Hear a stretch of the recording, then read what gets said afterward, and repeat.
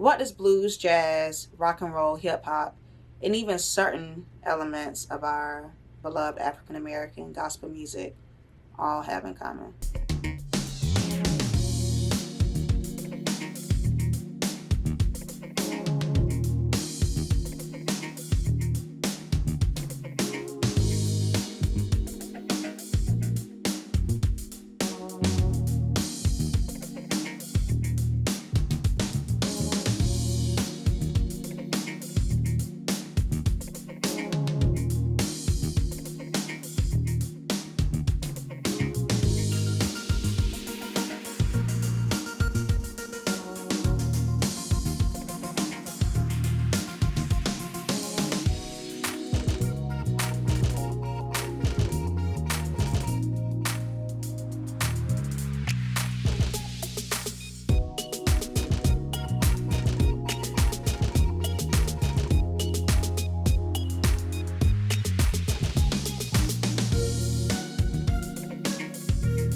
That's right. You guessed it. It all came from the devil. So while I'm sitting here sipping on the devil's brew, I figured I'll take a moment to give the devil his due. Jazz and vice. Now that's the life.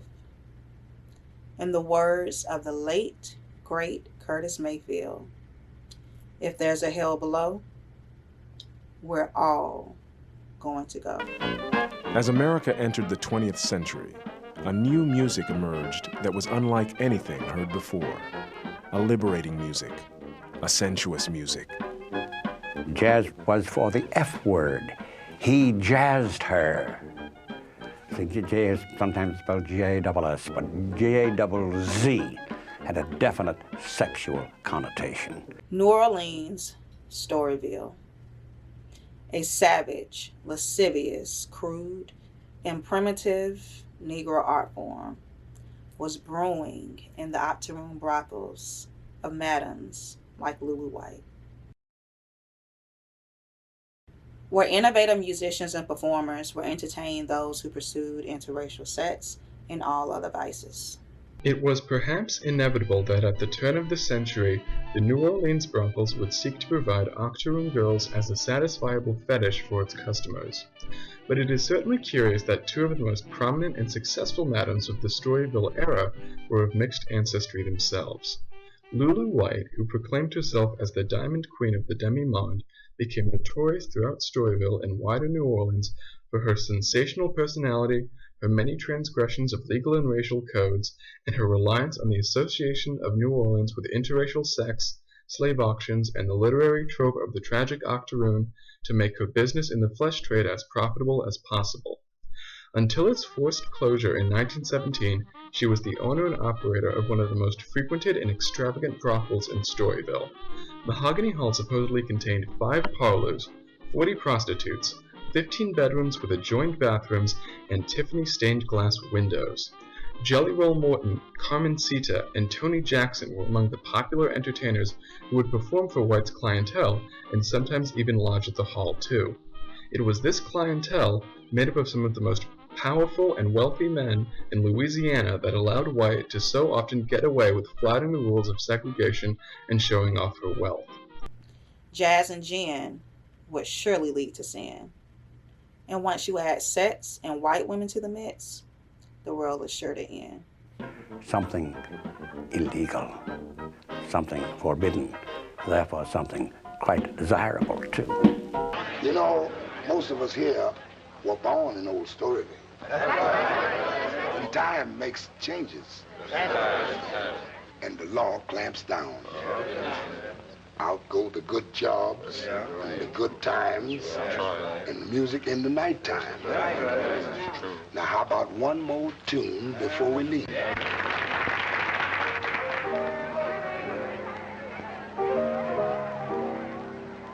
Make up some words to it. Yeah, come on, go ahead, yeah. Something about goodbye to Storyville. You get the idea, Gary. Loud and long, yeah. Shout some words to Loud and long.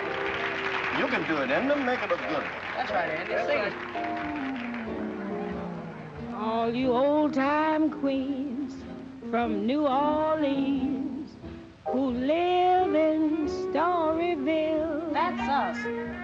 Many states enacted laws to try to stop the spread of jazz. By the end of the 1920s, at least 60 communities across America had prohibited jazz in public dance halls.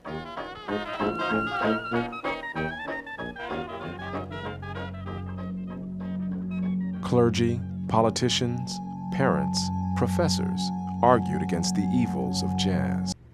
Jazz was at war with purity culture, xenophobia, ignorance, and racism. It seemed almost destined to become America's music, as it represented life, liberty, and the pursuit of happiness for all people, not just the privileged few. It's beginning to feel like old times. Oh, it's good to see you. Mr. Lay! No, they told me you were in the city. I see you done opened the gates. All the way. Where are the rest of your boys? After we closed up New Orleans, they scattered all over the land. Some went back to the plantations, the cotton fields, the river boats. They're all over. Kansas City, St. Louis, Memphis, Harlem. But wherever they are, they'll never forget about you, Mr. DeCane. How would you like to work at Colby's Gardens? If it's to play jazz, we'll work any place. Well, wait a minute, Nick. Dick Colby's a competitor. You've got a corner on this dance music. Nobody's got a corner on this music, Tommy. It belongs to everybody. When the moon's kind of dreamy, starry-eyed and dreamy, and nights are luscious and long. If you're kind of lonely and all by your only, then nothing but the blues are brewing. The blues are brewing.